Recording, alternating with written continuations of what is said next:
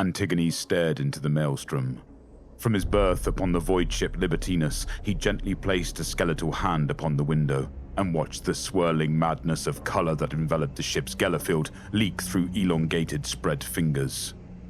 Entranced by the iridescent ocean wake of the immaterium, he began to run his palm across the viewing port. The touch of chaos oozing from his pores, leaving a viscous mucus that trailed along the glass. If he had a mouth, it would have curved upwards into a smile at the wondrous display. Instead, a bolted circular Vox grill vehemently quivered in its absence, vibrating with the surges of low, distorted tones. Antigones yearned to rejoin his brotherhood of the abyssal choir and exalt his devotion among the pantheon. It had been too long since he had last heard the Lady of the Void, or felt the hearts that beat inside his chest swell with rapture. Antigones envisioned the beautiful, warp-born screams beneath the turbulent storm that engulfed the Libertinus, agonized cries of souls torn from mortal bodies, trapped in eternal torment. Whispers, once deemed insidious to mortal ears, now became ethereal, forming a chorus of transcendent beauty. Yet, from behind the barrier of the chamber-spanning viewing port, the exquisite sounds of the warp were dampened to hushed murmurs that lay beyond the grasp of even his oral gifts. Antigones' muscles twitched, spasming violently with an addict's longing for sensation. For a fleeting, ephemeral moment, his pain and body was stilled by the familiar echo of suffering. Bathed in the blood-red, flickering lumen light, Antigones' berth resembled a charnel house, its vaulted walls lined with sarcophagi hewn from obsidian, each emitting mournful wails and screams from affixed speaker units. Within the black coffin prisons, mortal slaves writhed, their bodies racked by the machinations of internal pain engines, while their veins flooded with an equal cocktail of neurotoxins and crude rejuvenate biochemistry, ensnaring them in the clutches of blessed torment for untold centuries. Their amplified cries for deliverance were always a small comfort to Antigones in these moments of need, soothing his cravings like only a mother's lullaby could calm an afflicted child. The collective shrieks rose once more from the interconnected tombs, and his mind's eye wandered through past battles and his part in the destruction of worlds. The slaughter of Citaria Sextus, where he and his fellow Noise Marine cadre surrounded the Imperial enemy and ruthlessly devoured them with overloaded sonic blasts, the mortal soldiers and militia scrambling helplessly over each other like panicked rats to escape the craterous battlefield. Antigones' eyes widened like shimmering black pools as he remembered the soup of broiling bodies that filled the caldera, geysers of frothing blood spouting from the onslaught. Like a librarium of pain, pages in his mind turned with fervor to visions of distant wars on alien worlds. He remembered the dizzying heights of the war for Tanaloth, where he had extolled his Dark Prince for bestowing blessings upon him and his brothers through sounds that teetered on the knife's edge of perfection. Screaming Eldari guardians melting to sludge from the onslaught of Antigones' doom siren. The ecstatic melody of his chainsword Mentula rending screaming hordes of rushing banshees in twain before turning his sonic blaster on an approaching grav tank, splitting the star engine with a wave of concentrated sound. The cacophonous rupture of Imperial god machines as they fell on a frozen hive world, war horns screaming as their impossible bulks crashed to the earth like felled giants, razing entire cities and engulfing populations in a firestorm of unparalleled beauty. The sacking of a red-skied farming world where he had seen a keeper of secrets devoured by white flame in blissful agony. These were just memories. A high, mewling whine emitted from Antigones' Vox grill more when he was reminded of the maddening silence and ennui that permeated a Noise Marine's existence as it traveled through the void. His eyes danced madly around the room until they fell upon the ornate weapon that hung maglocked to the hull. The sonic blaster called to him in a language beyond words, from lungs crafted from piping and coils. Overlapping whispers and piercing sine waves bit inside his brain, mocking him for his respite in the pursuit of pleasure. It took all of Antigones' fortitude not to wrench the instrument from its holding and unleash the full force of its energy into the blast window, forever committing his body to the rapturous tones of the underlying fabric of the universe. Yet, this would only have provided momentary relief before inevitable void death, and Antigones desired so much more. A grand purpose, a never-ending pursuit. In a momentary lull in the opulence of warp color, Antigones caught a glimpse of his unarmored reflection in the blast window. Two sets of clustered black eyes jostled in pitted sockets, fixating upon his mirrored, demigod form. Augmentation and dark ritual had made Antigones the warrior he was, a creature to be feared, obeyed, and worshipped. Yet, the reflection that stared back at the noise marine was a ghost, a twisted husk of what approximated a paragon of perfection to others in the warband. Hairless, translucent skin enveloped sinewy muscles that bulged and flexed as if they were sentient entities. Long branching rivers of scar tissue, a testament to war and self-mutilation, traversed his immense body like raised veins. Antigones tilted his head slowly to each side, studying the aural implants that replaced his ears. The metal ports, crafted by adepts of the Dark Mechanicum, had long fused with the surrounding waxy flesh and pulsed periodically under the skin. Antigones remained motionless, unaffected by the violent jolting of the Libertinus re-emerging from the warp storm. The ancient metal work of the void ship screamed, threatening to collapse, while monstrous engines roared and struggled to reduce the craft's speed. Blurred star lines outside of the blast window sharpened, and the crackling energy fields encompassing the ship finally dissipated until only real space remained. Prepare for planetfall, my children, echoed the omnipresent voice of Agonilus, warband champion of Slaanesh, his serpentine words reverberating from an army of corrupted naked cherubim that flitted on mechanical wings throughout the labyrinthine corridors of the Libertinus. Skittering menials and malformed spider-leg servitors abruptly entered Antigones' chamber, each encumbered with an element of his battle armor, their augmented and mutated limbs protesting under the immense weight. They began to affix the artisanal warplate to his naked form to the tune of Agonilus' voice. Let us unleash our fury. Let us desecrate their cities, lay waste to their last bastions of hope, and bring ruination and slaughter to their people without mercy. Bathe in their essence, my children. Take their ports and savor the sweet nectar of suffering. Charge forth with the wrath of the warp at our backs, and the promise of eternal pleasure before us. Antigones, my favorite son, assemble your choir. Your music will lead the procession of pain.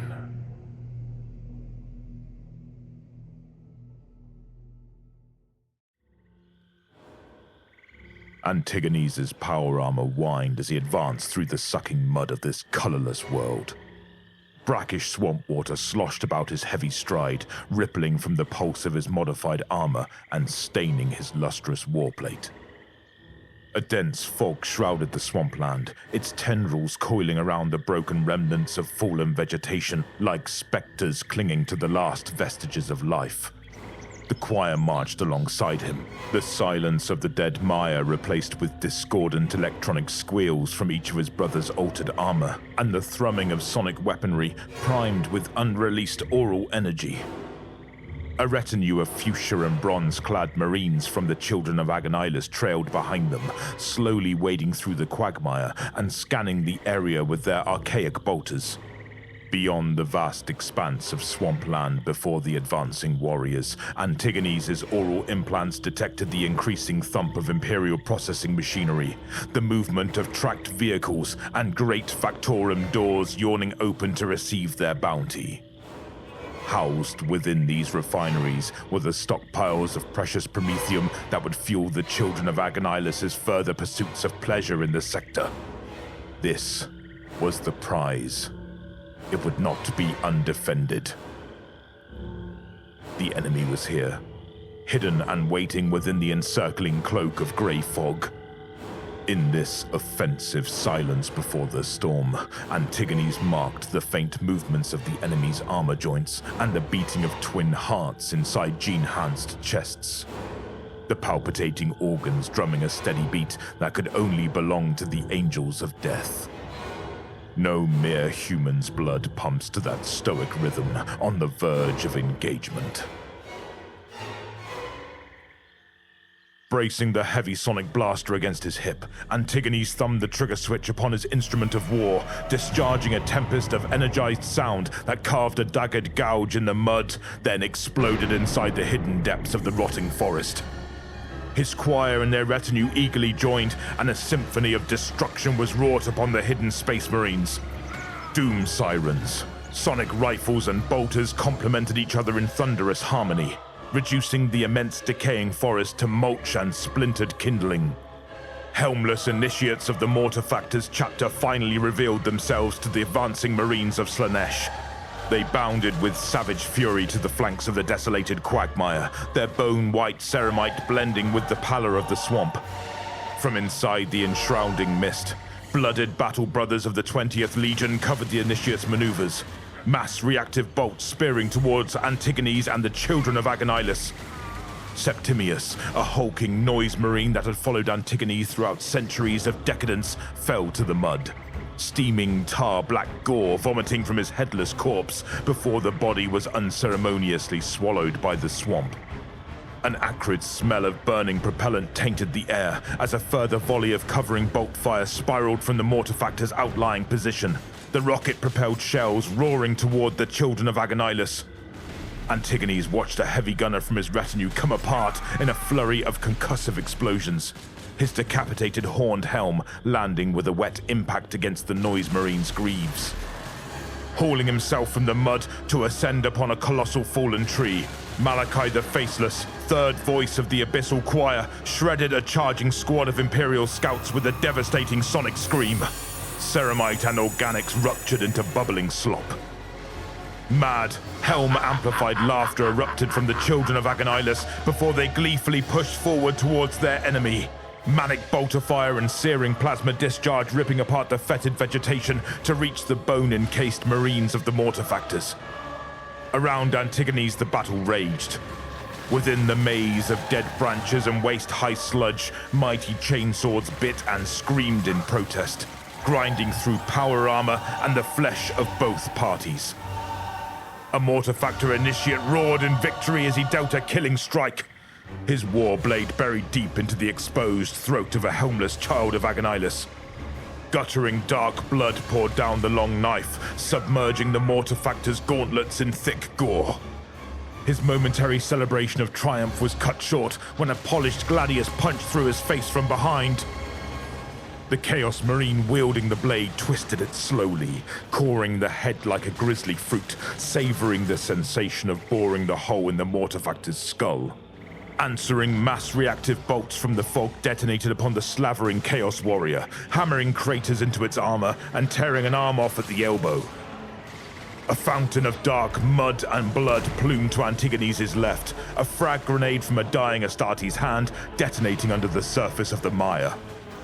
Antigones swiftly pivoted in time to release a blast of sound in the direction of a descending marine, severing the target's legs above the knees and sending the reeling torso spiraling across the swamp water like a skipping stone.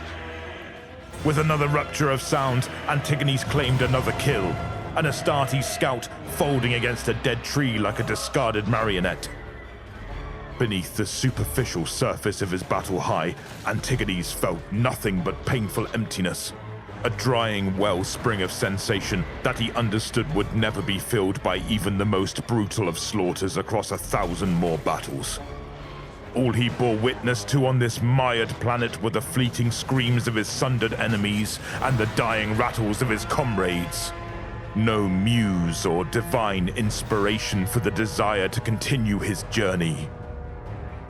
Perception itself began to echo the Noise Marine's internal struggle, each glacial second a slow and agonizing death. Bolt shells crawled through the air around him. Explosions blossomed like unfurling flora. Each note from his brother's sonic weaponry tore into the chronal fabric of time in slowed clarity, cutting through the twisted branches, shaking the desolate boughs and resonating with the putrid earth beneath. A nothingness was pulling him under faster than the churning quick mud. Louder! Came the bellowed call of Verpa, first voice of the choir, the distorted demand dragging Antigones back from the very brink of darkness. Verpa was engaged in furious hand-to-hand combat with the skull-faced sergeant of the ambushing enemy, the Noise Marine's Terminator warplate easily overpowering the Astartes. Verpa swatted the Astartes' lunging chainsword away before fixing an armor-cracking grasp on both of the Marine's arms. With a sonorous surge of dark energy from surgically melded emitters in the Terminator's pauldrons, a focused, weaponized wave of sound melted the Mortifactor's helm to his face. Antigones heard the gurgling death throes of the Marine as he slowly drowned in a molten mix of adamantium and his own sloughing flesh. Malachi and Verpa regrouped and focused their sonic amplifiers in unison, singing their song in dreadful consonance. The last rallying Astartes caught in the path of their combined voices began to fall apart like cindered paper. Bone-white armor peeled and turned to dust. Skin roasted and burst. Musculature and organs frothed and caught aflame. The Noise Marines choked their final notes, and nothing but blackened motes of ashy carbon remained, lingering wistfully like swarms of dancing flies. A heartbeat later, and the corpse dust had silently danced into the fog.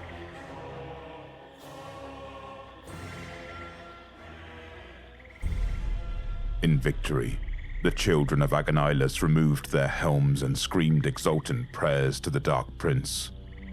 Armed with brutish, flensing knives, they zealously began to butcher great masses from the dead Astartes and gorge themselves blood-fat, feasting upon their still warm corpse meat in a parody of the 20th Legion's own rituals. With the blasters and bolters now quiet, supplanted by the wet sounds of cannibalistic excess, an inky miasma of darkness returned. It seeped back behind Antigones' eyes. With no interest in the blood feast, his fellow Noise Marines continued their slow march towards the prize, Battle Lust leading the choir in place of orders. The retinue of Marines refixed their garish helms and picked up their weapons from the mudbanks, hurriedly trying to catch up with their Noise Marine superiors. Antigones felt the confused gaze of Agonilus warriors when they passed, glowing white eye lenses looking back in speculation at the Noise Marine leader's statuesque position in the mire. Then, too, they were gone, leaving only the chirping of hungry insects that clustered the leftover meat to break the silence. Within the cosmic depths of his mind, vague shapes, sounds, and visions fought to be witnessed. An orgy of incoherent, broken memories. Gateways to the Blessed Palace. Darkness. Temptations made flesh. Darkness. Waking dreams of a passionless mortal life long thought buried. Darkness. Arcs of impossible colors clawed desperately across the back of his compound eyes, his soul's last attempt to ignite consciousness. Darkness. Light. Waking neurons fired into life like a birthing galaxy, aroused by the sound of plaintive cries. Not human nor gene-enhanced. Not demon. Distant. Ethereal to Antigones' spirit. The Noise Marine's corporeal vision returned, alongside a renewed sense of dedication and purpose. Once more, the ethereal sound reverberated inside Antigones' pulsating aural implants, his heretic-infused hearing now keen and scarring a path to the location of the source. Without concern for the vast distance that separated him from the sound or the muffled boom of ongoing combat beyond the swamp, Agonilus turned to the west and embarked on his pilgrimage.